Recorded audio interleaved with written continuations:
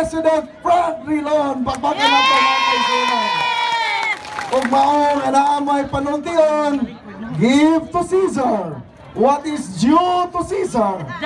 Give to God what is due to God.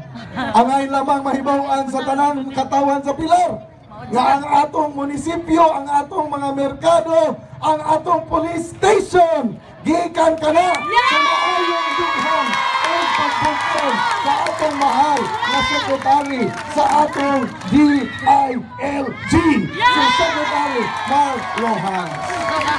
Si Governor Chato, maayo nga sundaw, tagpirma ko sa tanang tsike. Mao nang nahibaw kog saing abot sa pilar. Kay ang pirma tanan ana, pirma ni Governor Chato, ako'y gitahasan ni Secretary Mar Rojas. Mao nga pasalamatan gyud nato sa Secretary Mar.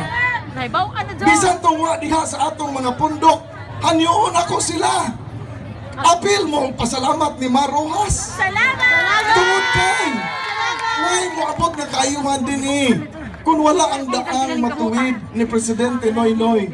Gisuportaan sa atong mga senador through Senator Frank Drilon o mga kauban, o gisuportaan sa atong mga cabinet members kasama ni Secretary Mar Rojas, Secretary Dinky Suliman, Secretary Garin o guban pa sa atong mga health facilities dinhi sa lalawigan sa Bohol.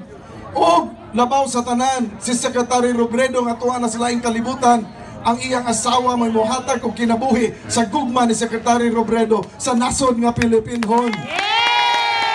Mao mga kaigsuonan nga atol sa pagbisita sa atong mahal nga Presidente Mar Rojas dinhi sa Pilar. Ato usab kanang himuon nga agianan diin ang atong lalawi